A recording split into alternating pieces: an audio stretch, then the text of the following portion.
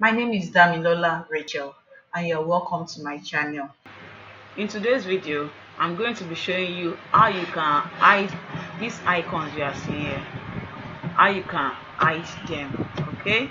So for you to hide these icons, you right click on an empty space, then you come to view.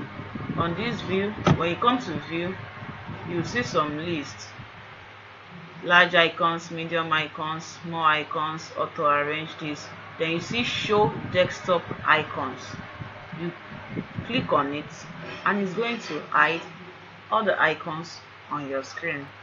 Fear not, it has not been deleted. For you to show it back, follow the same process.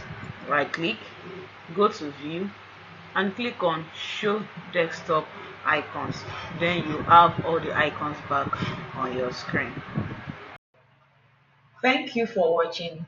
Till I come your way again, keep learning. Bye.